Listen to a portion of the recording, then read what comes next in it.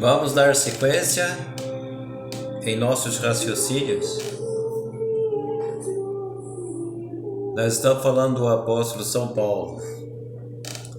E agora nós vamos falar sobre a terceira viagem de Paulo. Falamos sobre a segunda e vamos para a terceira viagem. Com a ajuda de Deus, continuaremos a leitura e o nosso raciocínio. Na terceira viagem que Paulo fez, ele decidiu ir para Éfeso, onde ficou durante 2 anos, ensinando muitas pessoas a se converterem e abandonar a feitiçaria. Ele também viajou pela região pregando e fortalecendo os crentes.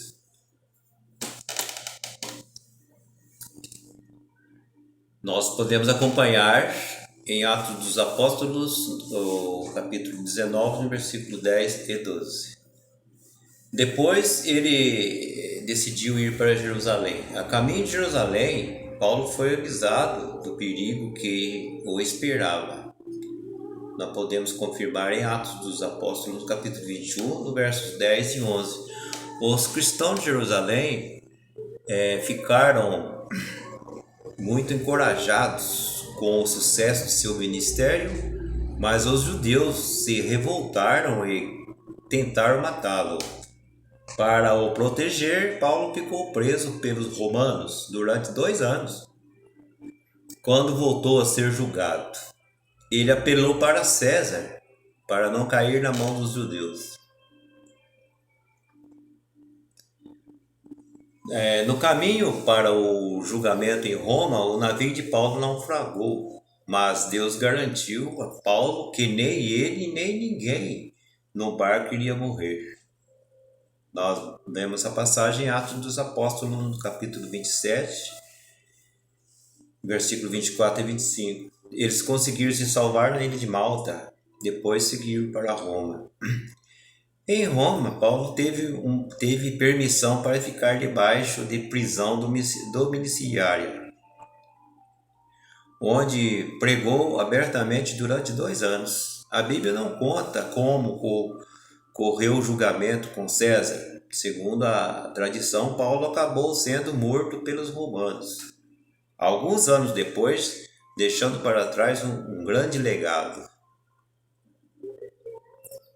Olha o que ele diz: eu já estou sendo derramado como oferta de bebida. Está próximo o tempo da minha partida. Eu combati o bom combate, terminei a corrida, guardei a fé. Agora me resta, está reservada a coroa da justiça, que o Senhor, o justo juiz, me dará naquele dia, e não somente a mim, mas também a todos os que amam a sua vinda. Nós lemos em Timóteo, capítulo 4, no versículo 6 e 8. Que maravilha, não, irmão? A vida de um missionário que entregou a sua vida para servir o Senhor e antes era um perseguidor.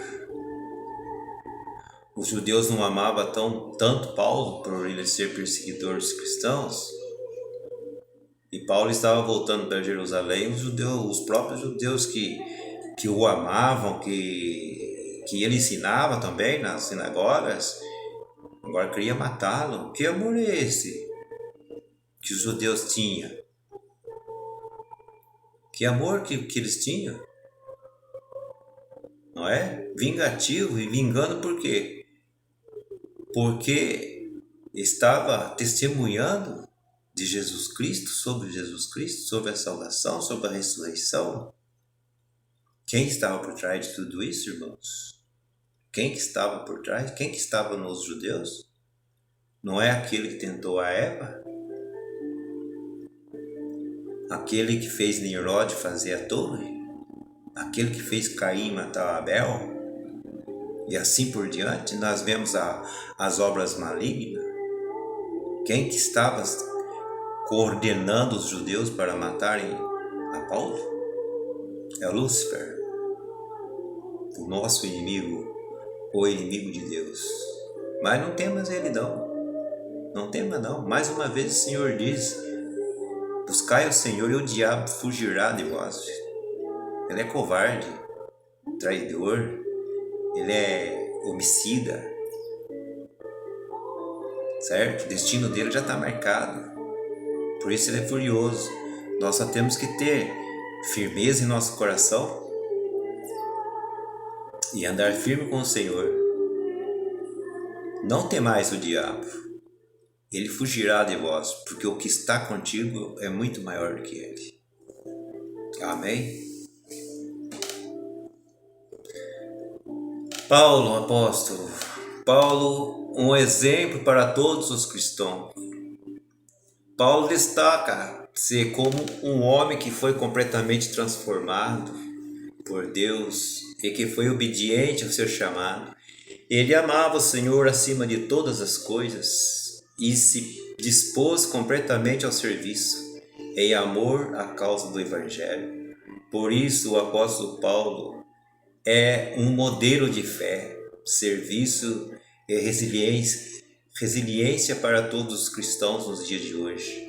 Sua mensagem traz esperança a todos que o ouvem.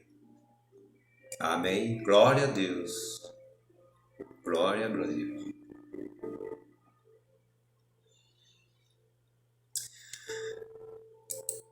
Glória a Deus. Agora eu vou falar um pouco para encerrar nossos estudos de hoje. Falar um pouco sobre as missões, né? Já que estamos falando de um grande missionário que foi Paulo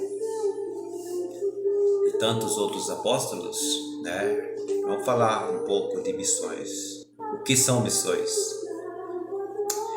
Missões são o trabalho de proclamar o Evangelho a quem ainda não conhece. Uma missão é um objetivo, enviar alguém para cumprir um propósito. Todo crente deve ter espírito missionário. É o que nós estamos fazendo. Distribuindo o Evangelho, as boas novas, para quem ainda não conhece e fortalecendo aqueles que já conhecem. Não é verdade? Louvado seja Deus por isso. Você também é um missionário. Você é uma missionária. Quando você fala com a sua vizinha, com o seu vizinho, com o seu amigo, com seus filhos, até com seus inimigos, você distribui esse pedaço de pão. Não é maravilhoso? Deus ama aquele que faz a sua vontade. Enquanto ainda estava aqui na terra, Jesus enviou seus discípulos para pregar o Evangelho a todos os povos da terra. Nós vemos em Marcos capítulo 16, no versículo 15.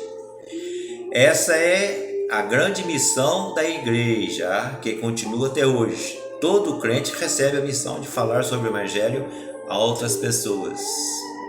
Certo? Veja bem.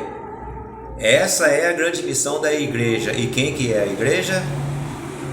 Nós. Eu sou um membro da igreja. A igreja é Cristo. Nós somos membro do corpo de Cristo. Corpo de Cristo.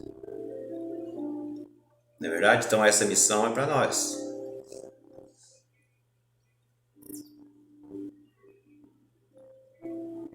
Essa Marcos, conforme nós lemos em Marcos capítulo 16, verso 15, essa é a grande missão da igreja, né? Que continua até hoje. Todo crente recebe essa missão de falar sobre o Evangelho.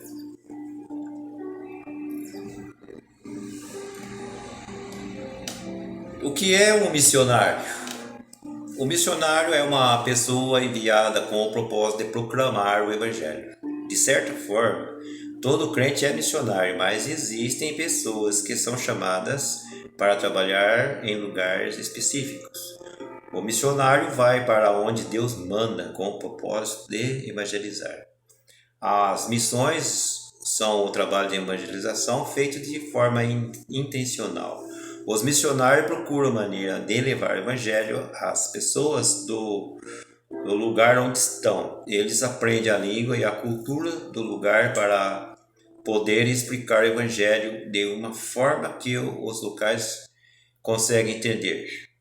A mensagem é sempre a mesma, mas a forma como é apresentada é adaptada à cultura do lugar, conforme 1 Coríntios capítulo 9, no versículo 20 e 22. Missões também são serviço. O missionário procura servir as pessoas por onde sua religião, pondo a sua religião em prática. Nós vemos em Tiago, no capítulo 1, no verso 27. Por isso, muitas missões desenvolvem projetos de apoio à comunidade, como escola, orfanato e outros centros de ajuda. Esse projeto mostra a diferença que Jesus faz nas nossas vidas e abre a porta para muitas conversas sobre Jesus. Pessoas que nunca entrariam dentro de uma igreja são salvas através desses projetos.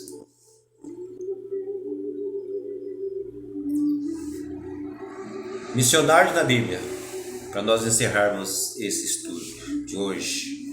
No início da igreja, a palavra missionário ainda não tinha sido inventada. A palavra mais parecida que tinha era apóstolo, que significa enviado. Os apóstolos e outras pessoas escolhidas viajavam para muitos lugares com a intenção de pregar o evangelho.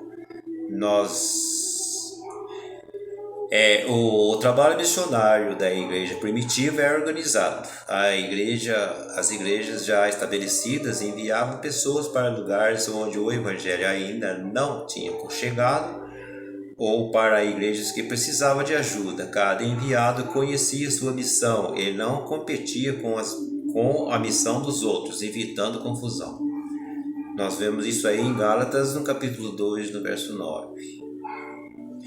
As igrejas apoiavam esses ministérios, esses primeiros missionários, financeiramente com suas orações. Alguns missionários também precisavam trabalhar para sustentar, mas reconheciam que era melhor quando podia se dedicar exclusivamente à evangelização. 1 Coríntios capítulo 9, versículo 13 e 14. Os crentes queriam ajudar seus missionários, porque seu trabalho era muito importante para salvar vidas.